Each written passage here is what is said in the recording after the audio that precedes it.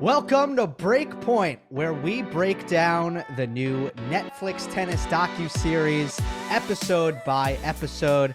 I am Gill Gross. I am joined by Alex Gruskin. This is episode 5, King of Clay. It takes place at Roland Garros. It focuses on Felix Auger-Aliassime and Casper Ruud. Gruskin, I'm very excited to discuss this episode. I think it's the best one of the first batch of the season 1 episodes. Wow. I don't think it's particularly close. I don't think it's much of a competition. We can debate that and get into that after you respond to last episode's YouTube comments. Well, that's a hot take to start today's show, and that's good. That gets me in the mood, and I do want to, I suppose, work in 3 responses to comments. It was back on, I think, episode 0 of this series we did, where I don't know why I looked particularly tired throughout the course of the episode, and it's a comment that stuck with me where someone was like, Gruskin's eyes make him look like he's on something, and I am on something. It's a binge of tennis, folks. You don't open your eyes when you've watched as much as I have. So that's comment number 1, is if they're not open today, it's because we've done about 36 hours of college tennis broadcasting in the last 72, and so, you know, running a little low on sleep here today. But the 2 comments that stuck out to me from episode 4, first, little personal shout out to Rodder13, who said, I love Alex's energy. What a cutie and a sweetheart. No, you, Rodder13, are a cutie and a sweetheart. I'm just a cutie, not a sweetheart. But the second and the true winning comment, shout out to Imana Boujaber, I apologize if I'm incorrectly pronouncing that, who just straight up, in response to our questioning what Mrs. Jabeur was cooking in the Jabeur household, straight up one-line answer. He goes, the dish cooked in the episode is couscous. And now we know the dish cooked in the episode was couscous. So I think that wins your comment of the day. I'm a little bit skeptical. Maybe I need to go back and watch the film. Yeah, as a scholar of couscous, true or false? Yeah, I know what. First, there's 2 issues with that. First of all, I know what couscous looks like, and Okay. I figure maybe I would have recognized it. Second thing is, couscous, to me, more of a side than a main. And we know Mrs. Jabeur. And that was a main pot. You're right. You know what? Yeah. I accept your premise, because where it was located on the stove was centrally located. We can go back and watch the film. I like that that's how you're referring to it, but she wasn't given that side dish energy. And to couscous, I feel like you give side dish energy. That felt like the main meal. Yeah. Tape study. Yeah. So while you are tired, I slept all day today. I mean, I totally that Australian crashed. Open hangover. Oh my God, man. I mean, I won't get into the specifics of my sleep patterns, but they are wacky right now. But I feel great. So it's funny, I also because feel great. when I fall asleep, I feel like I still have a headset on. Like, I'm like, is that pillow or headset I'm laying on? Did I forget to take it off? So that's where we're at. I also feel great about episode 5. There it is. The finale of this first batch of episodes. Okay. I think it was the most cohesive. I think it was the most dramatic. I thought that there was the most kind of natural nuggets that were new and insightful. So I'll just let you respond, okay? I don't want to go any further than that. To me, this one takes the cake, and I don't think it's close. What say you? I think we should do an episode 6 of this series, because we should break down our highlights from all 5, make an official list. What were the episodes in order you should watch, what we enjoyed most, where the most nuggets arrived from. I'll say this about this show. For someone like us, for people like us who live in the tennis bubble, who remember the day-to-day nuances of the stories that happened in 2022, which is, of course, what this Breakpoint series covers, there was a lot of meat on the bone. No doubt about that in this episode. And clearly, whenever this series has the opportunity to highlight a major, you just have more things you'll be able to do, because you're going to have all the best players in the draw. It's not a Masters 1000 where some of the best players lose immediately, right? You actually have time to really grasp what's happening for these players throughout the course of an event. I mean, of course, you had the FAA Rafael Nadal, Uncle Tony story unpacked, which is something for tennis fans you absolutely wanted to see, the behind the scenes look of what's happening in that dynamic, as it was one of those fascinating intertwining of the player camps, one of the rare moments we have that in tennis. I don't know though, like to some extent, because the Casper Ruud Felix stories aren't entirely dissimilar.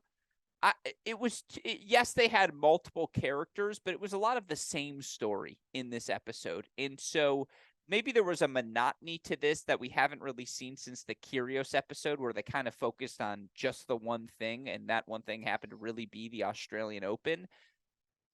I don't know. Like I'm not saying I disliked the episode. I liked it a lot, but that would be my biggest takeaway is, this was very tennis centric, which is why I think you might have the reaction that you do. No, I disagree. I don't think it was tennis centric. Really? Yeah. The Uncle Tony thing, for example, was the best piece of drama we have gotten in the series. And I agree. For any casual who doesn't care about the tennis, that was to me a mind-blowing moment. So we can get into it. I do want to give you some credit though. You make an excellent point that I had not thought of. You're not going to call me a cutie? That's not the credit you're giving me. You are a cutie, but we'll move on. Hell no, that's not where I was going. You make a good point. Felix and Casper as characters, they are the same in this episode. and maybe they are the same or similar, at least in real life. They are both class acts.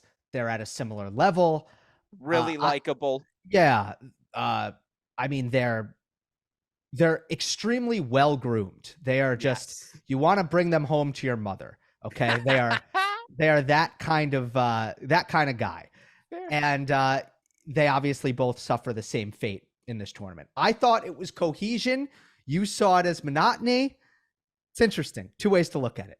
Well, I do want to hear you again unpack that it wasn't red meat for just the tennis-centric fans alone, because by the way, we've gone full circle here. I promise this, Felix, Casper, they don't need to use dating apps. They're doing just fine in day-to-day life. B, I do wonder that Uncle Tony, because, and we'll get to some of the quotes as we go throughout this, and maybe that's where we want to start this episode, but they referred to that FAA Nadal match as the Uncle Tony Bowl, and they actually had a commentator who referred to it as the Uncle Tony Bowl as the match was progressing. I forget who that voice was, but I do not remember that sentiment at all. Of course, I remember the coverage of the conflict of interest.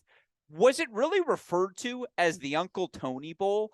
And I wonder, part B of that is, because why I bring that up as A is the show really sold that as a central storyline. And you're right, it was a fascinating piece of drama. Do non-tennis fans care about that sort of minutia? Like, do you think that's broadly compelling? Extremely. I think so. I mean, it's wild. And we know Uncle Tony. We know Uncle Tony. So we are not taken by surprise. But Gruskin, this episode begins framing Roland Garros as Nadal's living room. Yes. And first of all, I'm just like, oh, that's a layup. That's a beautiful way to frame this tournament. Perfectly and then, said, by the way. They nailed that. What do they call it? His backyard or something? Yeah, I mean, or step into his living room. You're right. That's what they said. Yes. And then they introduce Felix, and then they introduce Felix's new coach, Toni Nadal. That right there, I think we get it. It's not weird to us. That's a mind-blowing moment. That's Nadal's uncle is coaching another player. Holy shit. That's something there. And it only gets more dramatic as Felix and Rafa are on a collision course and end up meeting. Well said. You know what? I think you sold me. And again, I'm going to blame the fatigue, but you're right. That got me excited when you framed it like that. And I tried to, absorb that statement as a casual fan.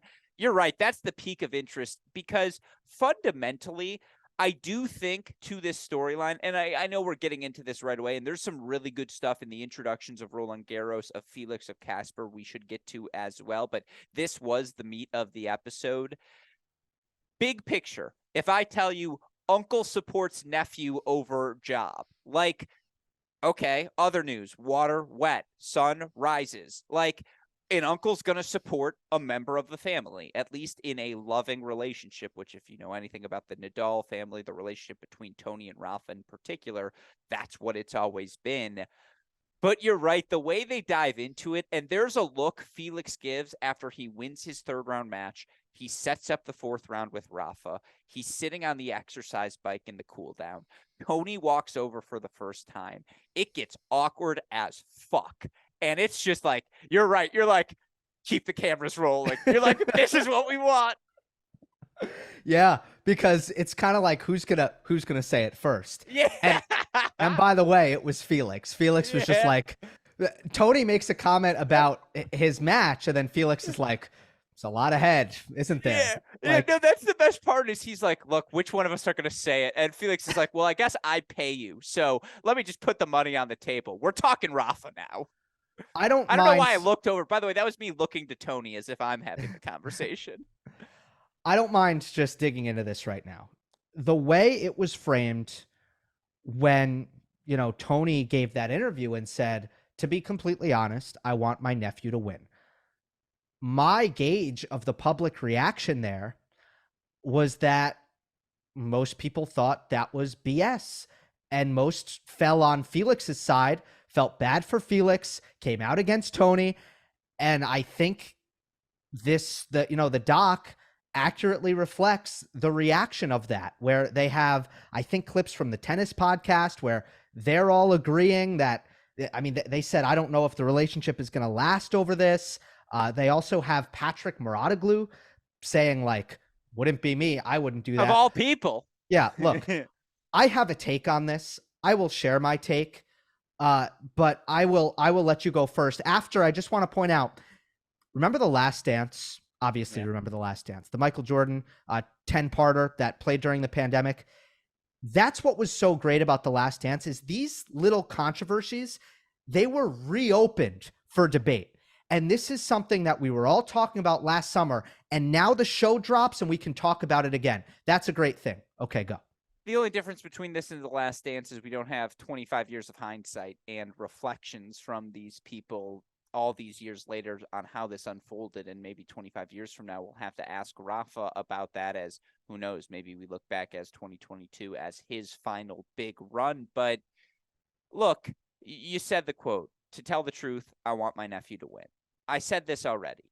An uncle wanting their nephew to win, that's admirable. Like, you know what?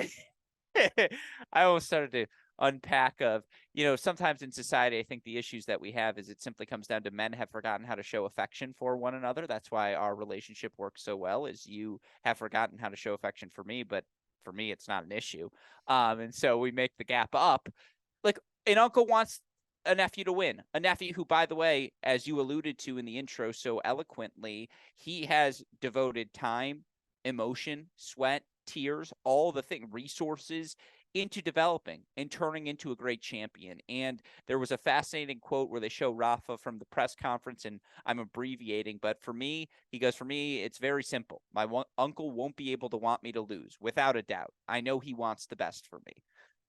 That's the crux of this relationship. That's what makes this drama so fascinating, is you have that dynamic, the certainty of the love and the trust between these two men who have accomplished great things within the sport. And now you have this young challenger who they frame brilliantly, the youngest to do X, Y, Z, all these different things throughout the course of his career, a former junior champion, a guy who earlier in the episode, Uncle Toni blesses with his, I think he's going to win Grand Slam titles sort of potential. And reason why there's appeal for why he wants to work with Felix. And you have that conflict playing out. And to see Uncle Toni have to leave the stadium in the fifth set, like, that humanizes it for you. And it brings us back to something we alluded to on an earlier episode. Like, if you have ever had to watch a match where you have something personal on the line, that is way more difficult, in my opinion, than it is in playing in those matches. Because playing, you're not even keeping track of the moment. You're so caught up in the point-to-point minutia, you don't really get the chance to experience the full complement of nerves. As this spectator with no influence on the result, you just feel helpless. And you could see how helpless Uncle Toni felt in the moment. And that's why it's really difficult for me to harbor resentment for him I will say I really loved how the show showed the response, and for the first time we see tennis Twitter into the mix here. And by the way, what percentage of tennis Twitter looked at those tweets, which they had the tweet named X out for, and was like, yeah, that was me? Like, do you think 50% of tennis Twitter is now taking ownership for those tweets? And by the way, now you never know. It could be you in the next season. Like, what's my take on it all? I don't know, because you can I don't hesitate. Like, I view it as, let's say I was coaching a player and my younger brother was on the other side, which is the only like possible way I can fathom putting it into reality for me. I would say, sorry guys, like, I need my younger brother to win. Like, that's just in my bones. Like, I can't see him lose. And that's Rafa to Toni. I don't like. I think he handled it as professionally as possible. Which do you love for him to say that if you're FAA's camp? No, you don't. At the same time, how else did you expect him to answer that question, Gill? I apologize for the monologue there, but like, as someone who loves their family, I guess that's the perspective I come at this with. Family's first. That's just it. And like, I get it for Uncle Toni. I really do. The only answer is if he didn't give an interview. Sure. Maybe he should have just never been in a position with the microphone in front of him. I draw the line of Uncle Toni criticism there. Family's different, man. And everybody's saying like, well, Felix is paying him. Like, how would that conversation go? Like, if FAA was like, hey, Toni, man, I'm paying you to do this. Like, you got to give me advice. Toni would be like, all right, cool, fire me. I don't need your money. Like, this isn't about money. I'm sorry, but I think it's absolutely insane that nobody seemed to be able to comprehend that the connection that Toni has with Rafa is going to supersede the business relationship or the coaching relationship that he has with Felix. Absolutely insane.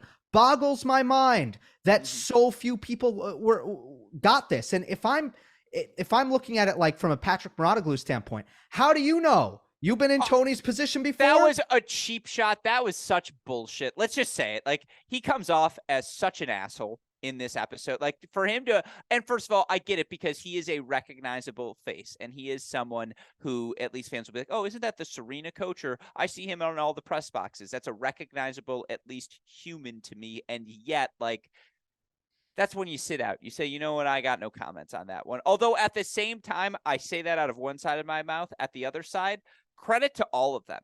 Mouratoglou, or however you say it, Mouratoglou, for taking the spotlight, answering the question, building a little bit of friction, which is always a good thing from an intrigue perspective for a show for all of us tennis fans. You mentioned Uncle Toni could have not done the interview. I disagree. Like, be honest, because otherwise it's going to be reckless speculation to the point where people are going to say, I wonder if he's giving like notes on. I know, Felix but that could have been these different. No, but I just appreciate him saying like, yeah, no shit, I'm rooting for my nephew. Like, that's not the tone he said it in. He said it in far more respectful terms. Again, him not sitting in Rafa's box, him not sitting in Felix's box, him trying to stay away from the spotlight of the match in the moment. I think that's the mature professional decision. I think he handled himself honestly. Now, maybe that honesty, that honesty was criticized.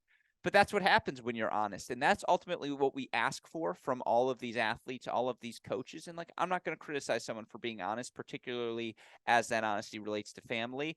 Last thing, monologue over, I swear afterwards. Felix didn't hire Uncle Toni to help him beat Rafa. Felix hired Uncle Toni to help turn him into Rafa, to help turn him into a champion. And of course, to have Rafa's sculptor, dare I say, for lack of a better term, in your box, you'd love to say, dude, can you give me like 3 things? Just like 3. But that's not what he's there for. And he has other coaches for those things who will help him as well. Uncle Toni remaining silent is not why Felix lost the match. And that in a nutshell is why you can't hold this against him. Excellent point. And here's where tennis coaching is just different than other sports. Okay. Yes. This is not Kyle Shanahan scheming it up on the sidelines, trying to coach the 49ers without a quarterback to try to get to a Super Bowl. Tennis does not work like that. It's much more about developing a player, less so. I mean, yes, part of it is X's and O's against a player, but Frederick Montag can handle that. Like Frederick Montag is well aware of who's the coach for Felix, by the way. Yes, Felix's main coach. Uncle Tony is. It's funny because you said that, and I literally was thinking, who the fuck is Frederick Montag? And then I was like, oh, you mean the guy in Felix's corner? Yeah, like the actual coach who's always with Felix. Yeah. They didn't mention that Uncle Tony like pops in like 6 weeks out of the year or something like that. But yeah, like Montag can give him the proper a good game plan against Rafa. It's these guys. These guys lose to Rafa because they don't have the goods. They don't have the skills developed. Well, to that point, how funny was it when they were watching the highlights and the one video coach who's not Frederick Montag, but for lack of a better term, just to stay consistent, a different fucking guy, who goes like, we should watch the highlights of I don't know why I'm doing an accent. We should watch the highlights of the Rafa match, of the Rafa victories. And everyone starts laughing. He's like, no, I'm serious. And it was like, everyone was like, dude, like, we all know what Rafa does at the French Open. Like, come on now. And so that's the other thing. It's like you have 2 decades of film. They're going to figure out a game plan. It ends up going 5 sets. That's a testament to Felix. Yes, this was the juicy storyline. I really don't remember being called the Uncle Tony Bowl. Like, I'm sorry that I missed that chapter, I suppose. I kind of do. French Open's right around NCAAs, by the way, so I might have been calling the NCAA individual final for the Uncle Tony Bowl. But I thought you're right. Again, maybe it took me 23 minutes to defrost here on today's episode, but you're right. That was maybe the single individual best storyline we saw of the first 5 episodes. Right, because it was actually part of the show. Like, we have had to manufacture some of our talking points. Yeah. For example, like, I don't know. Wait, don't tell them what we've manufactured. No, they listened. Yeah, they know. Right, like there wasn't discussion on the show of like, hey, like what do we think of the Berrettini-Isla on-camera relationship?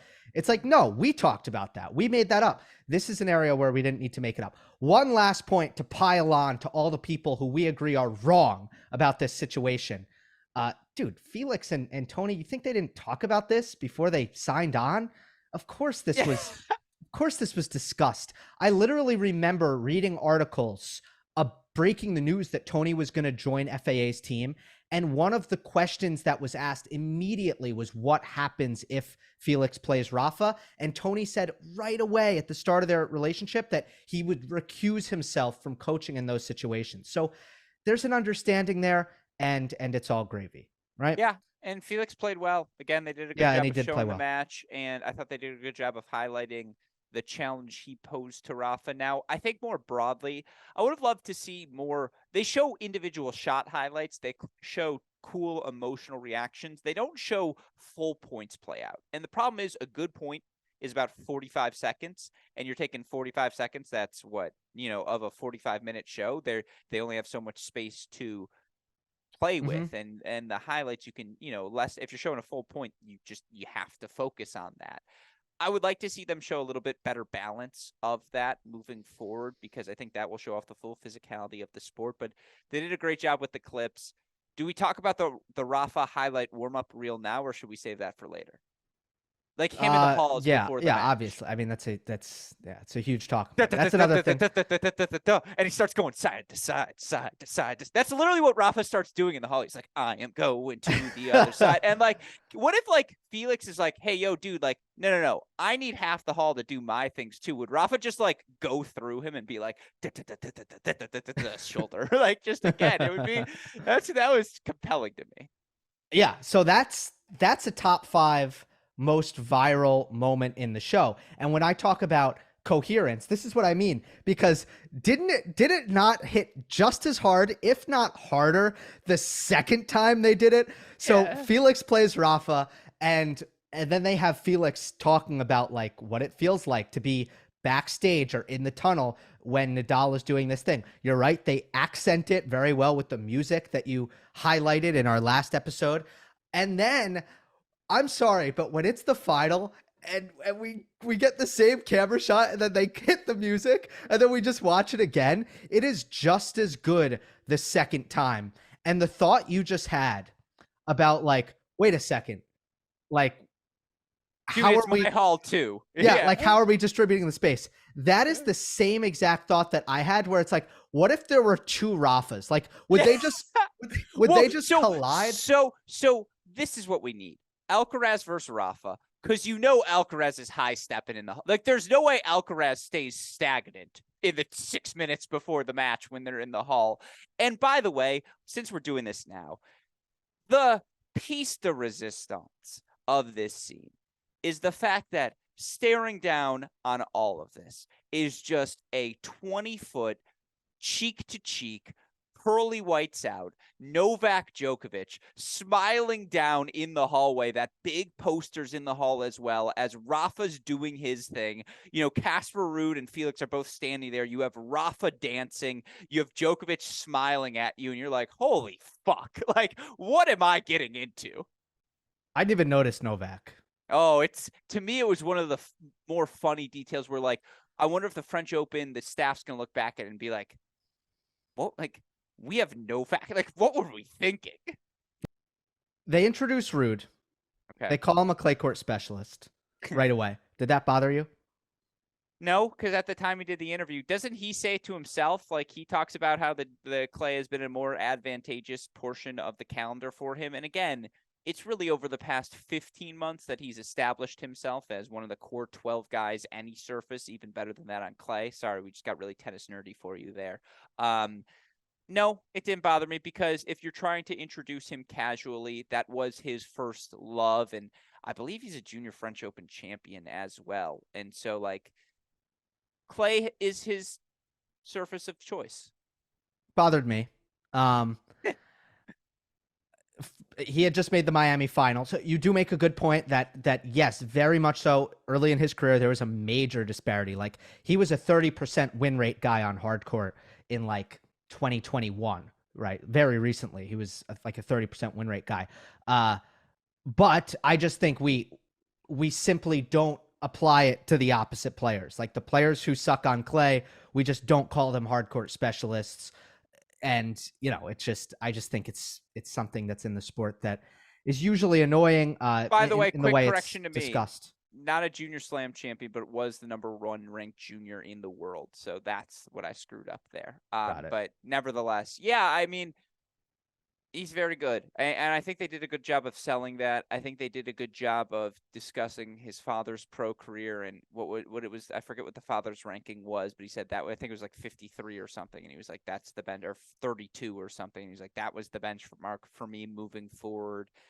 They talked about tennis being in his being, which I think is the important thing to introduce when you have a Casper Ruud, because you want to know why he's so polished. It's because, as we've seen in every episode, of the team that surrounded him his entire life. Well, and Felix. Remember the nugget that Felix took a plane by himself when he was 9? Yeah, and his mom was like, "Oh no, when was the first time you?" I almost asked the stupidest question of, have you ever taken a plane ride by yourself? I'm asking to a man who has graduated college. When was your first solo flight? Hard to remember, to be completely honest. And I'm not sure I do remember, but not anywhere near 9 years old. I might have been in college. I don't know if it counts if I was with my older brother, but we were both like 13 and 10. Right, he was 13, obviously I was 10, or like 11 and 14. We flew down to Florida for a tennis camp thing. And like, that was the first solo experience. And of course it was for tennis as well. That's something you have to do, which I kind of like them sharing as well, because there's that quote for Felix where he's like, I can't remember the last time tennis was in every aspect of my life. And you kind of got that vibe for each of these guys.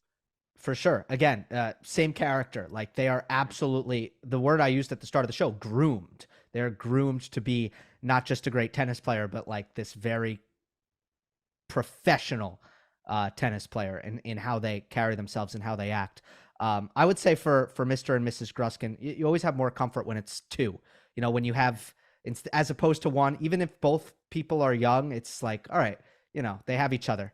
Yeah, What's the no, worst that can happen? and then by the time it's the youngest child, you're like, well, short of him literally being on fire, we've seen all the other scenarios and we're okay. So I'm sure my little brother Nick was on like a solo flight at 6, and it was like not an issue for him. But yeah, like again, it's a rite of passage, and you can tell for both of these players who, again, Casper Ruud, I think he had the quote, everything in tennis is based on routines that you stick to.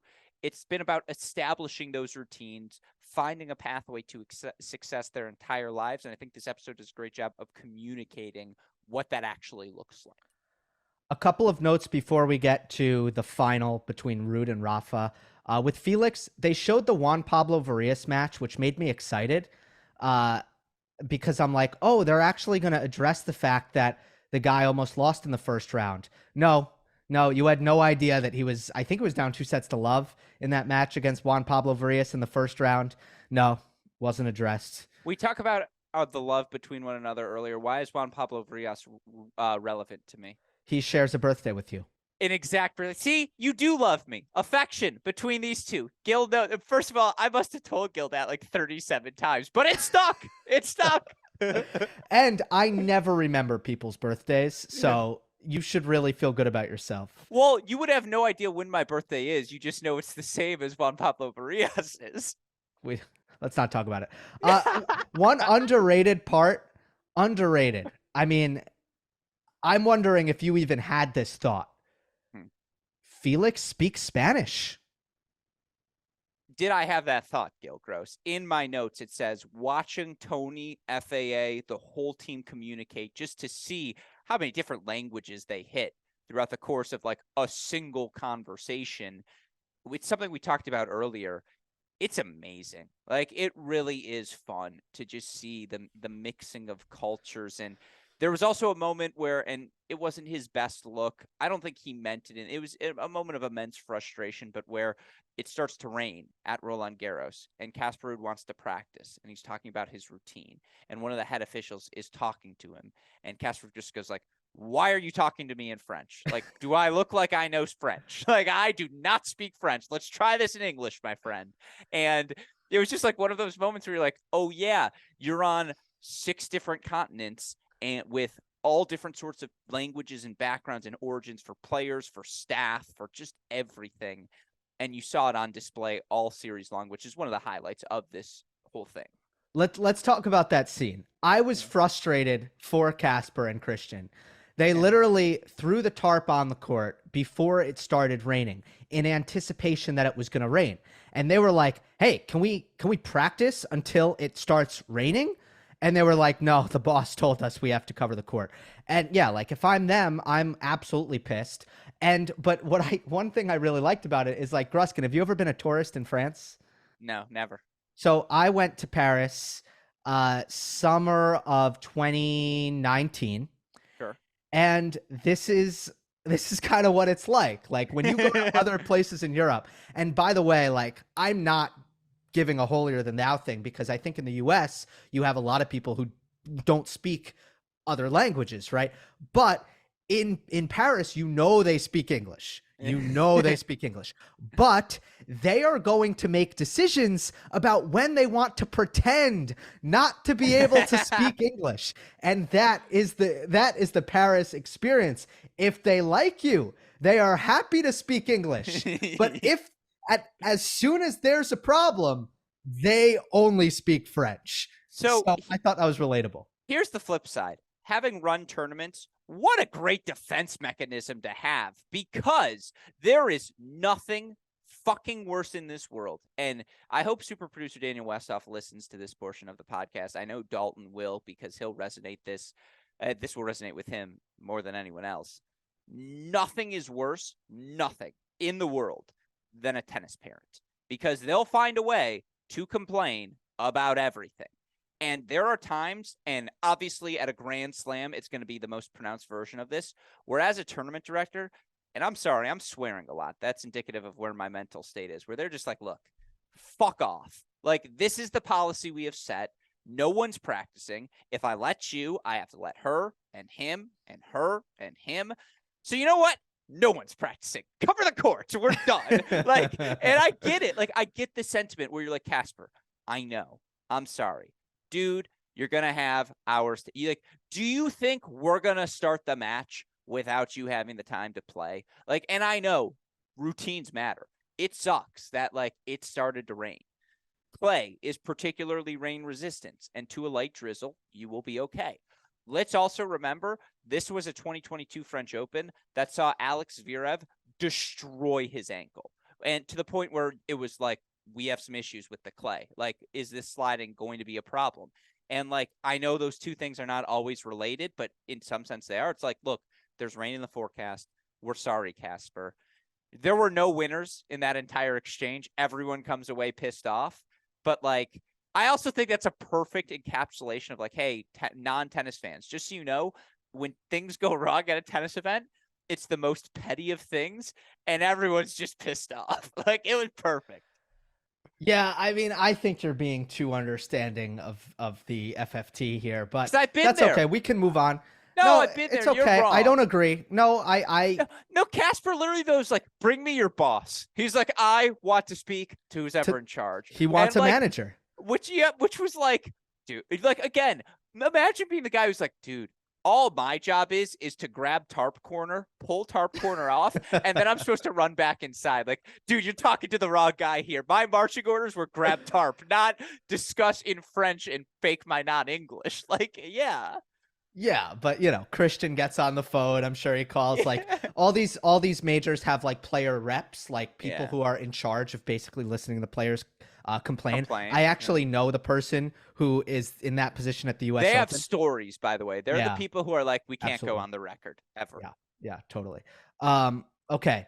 They got that drama. I thought that was a fun scene. That's again the kind of thing where as a fan, it doesn't matter how closely you follow tennis. You did not know about this. If this was Friends and you were naming episodes after your favorite quotes, not that it's my favorite quote, but like, dude, why are you speaking French to me? Is one of the better quotes we got from the series.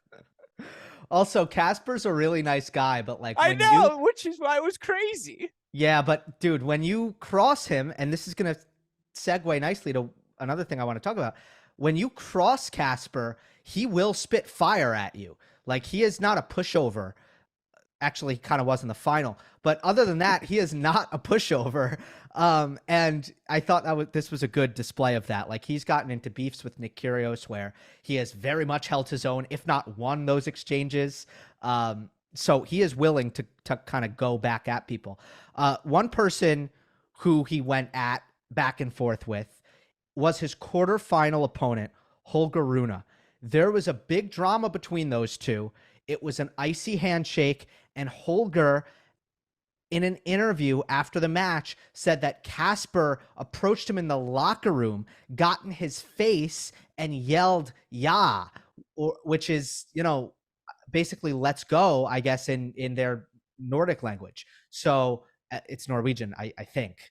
But I'm kind of bad with that. I know there's a lot of languages up there. But basically that I got in his face and started celebrating in his face. Casper claims that it never happened. This is the kind of thing where you would really hope and pray that Netflix cameras could be the answer to clearing a situation like this up. Didn't happen. Yeah.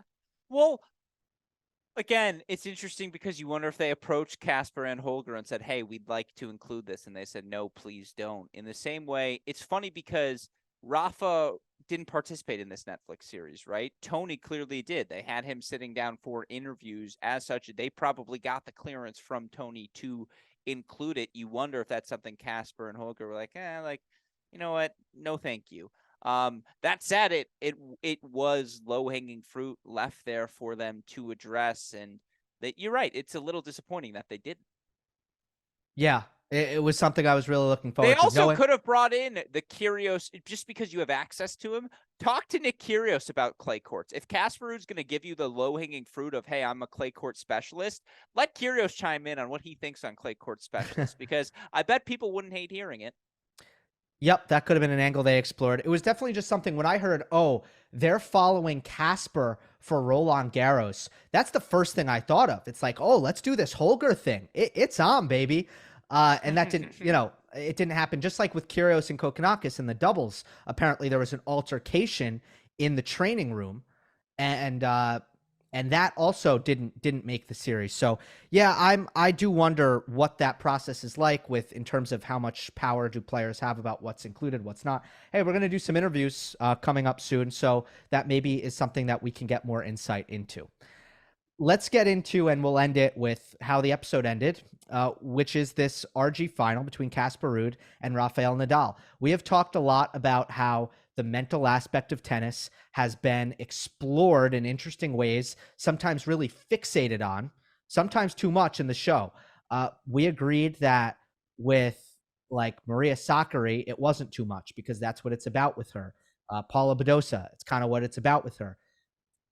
I think it was amazing to see that the way they got into Casper's head going into this final really painted a picture of an inferiority complex and a lack of championship mentality on this particular occasion.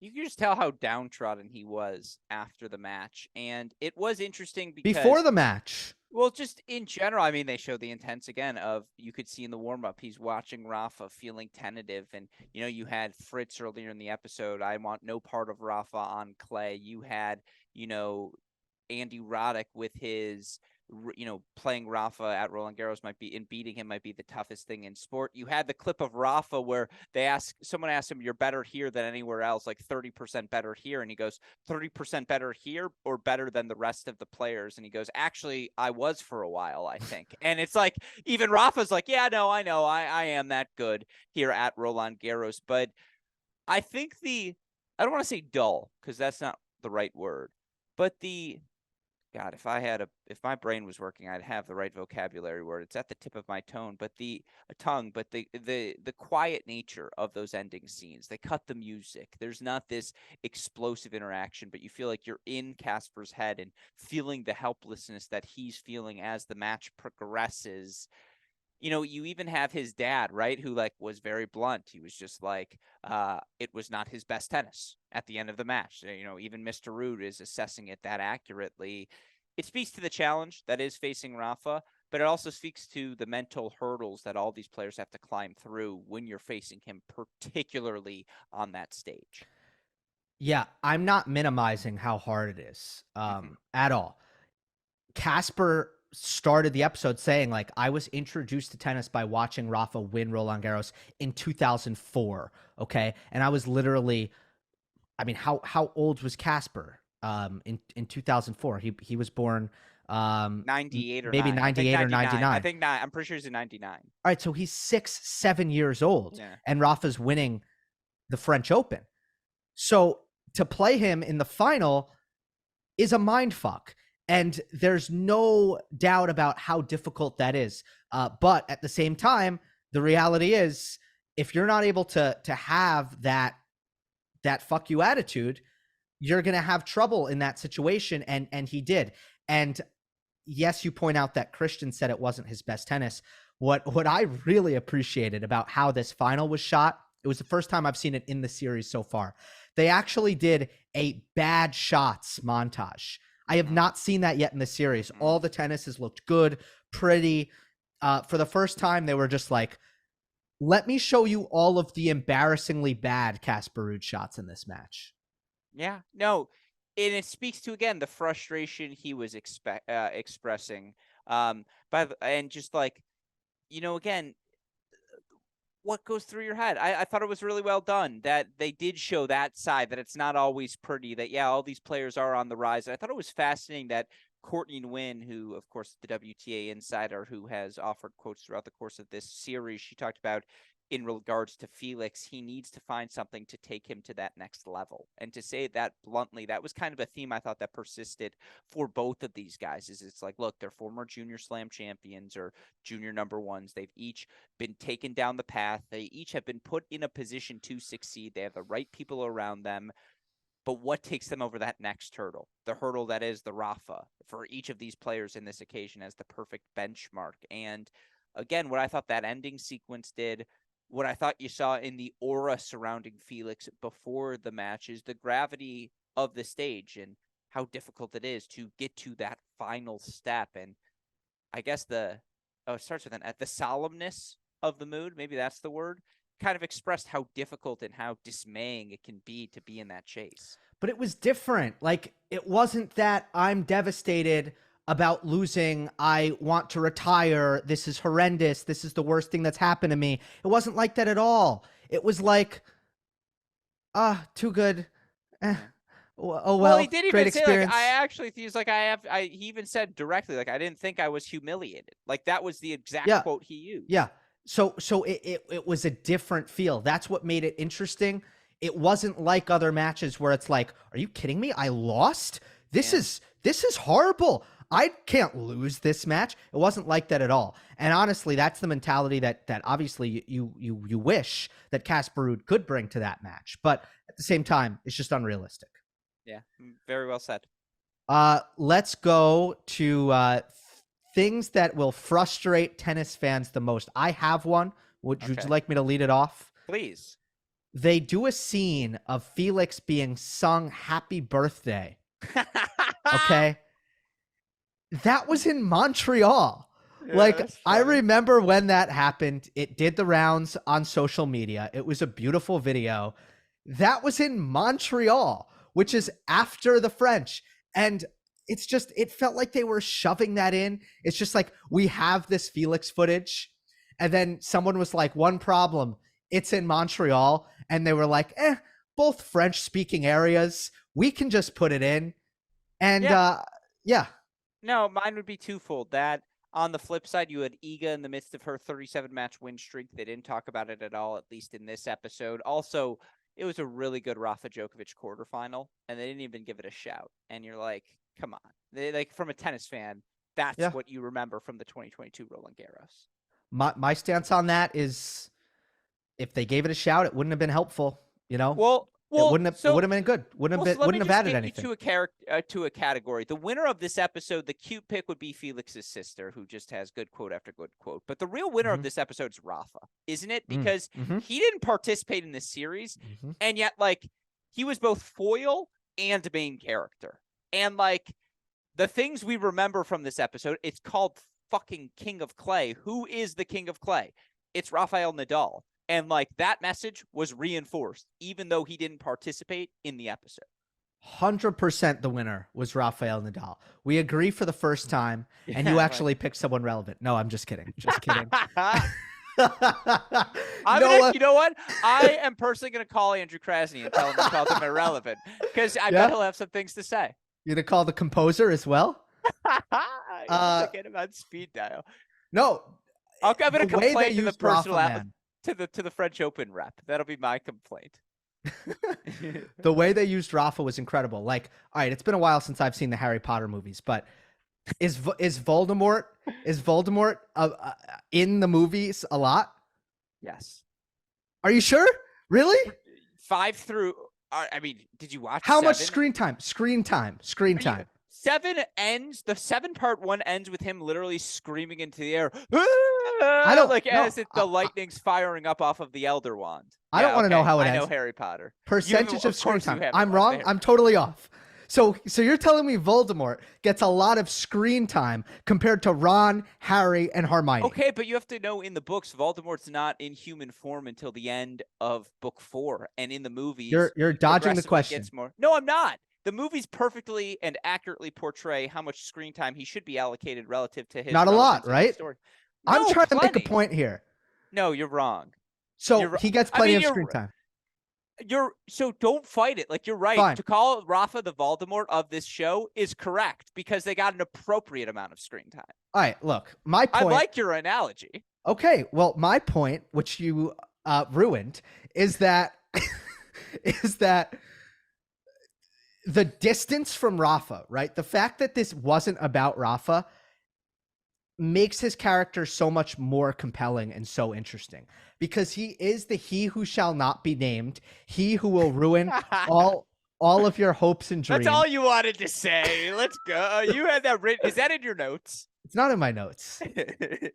And look, I think Lewis Hamilton in the first season of Drive to Survive, I think it was similar. It was Mercedes runs the world. Mercedes is king. That's a great comp. But Mercedes wasn't ever the focus. It was just basically like Red Bull being like, shit, we can't beat Mercedes. Yeah. No, this is your B doesn't stand for broke moment. This is a really good. This is a really good point for you. Well said. I have nothing to disagree with.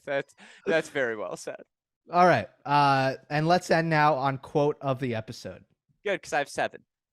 You see how I just casually worked that in? All right. In order, worst to best. FAA, hotel room, post French Open. This was a gift from me to me. Well deserved, my friend. That's just funny. Casper Ruud on reaching a career high at the start of his interview. So it's a good week to be me, I guess. Very honest, very funny. Just like that's Casper Ruud's sense of humor in a nutshell. That quote.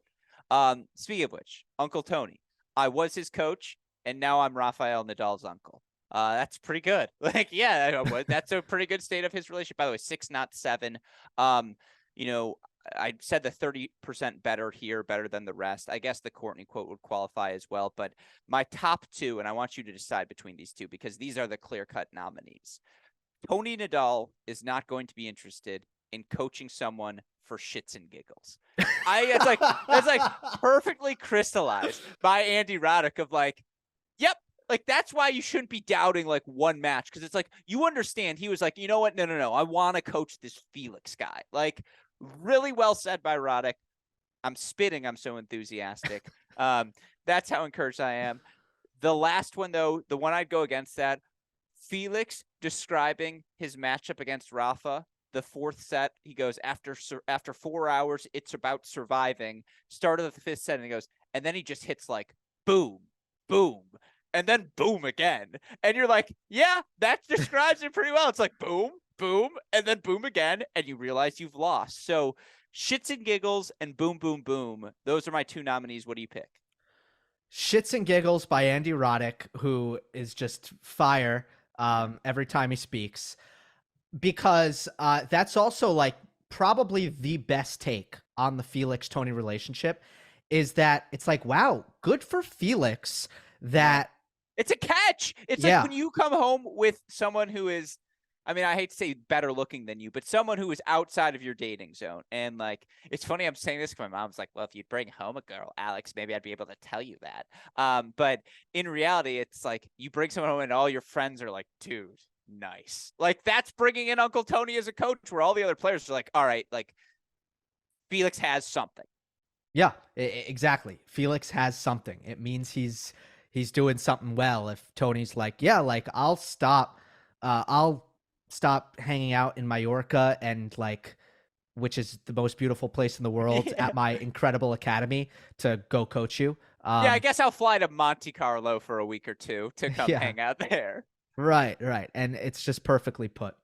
Anyway, best episode of season 1. I feel like I convinced you by the end of this one. Yeah, I mean, we'll do an episode on it. We'll do an episode. Yeah, I have to ruminate. Let me ruminate as the listeners do as well, because I'm curious what they think. Marinate, braise. Okay. Couscous. Couscous. Episode 5, Breakpoint, King of Clay. Shout out to Alex LS. Gruskin. We love you, LS, by the way, who outfitted Gill beautifully. I'll apologize here at the end because I'm an idiot. And we were discussing this. Otto the Orange, whom you see in the background for Gill, the Syracuse Orange. It's Otto the Orange, right? I'm saying that correctly. Yes. That's actually his cousin. Les is his long-lost cousin. So it works really well. Relation there. It's like Tony and Rafa. Yeah. That's good. For Alex Gruskin, I'm Gill Gross. Thanks so much for watching, and we will see you next time.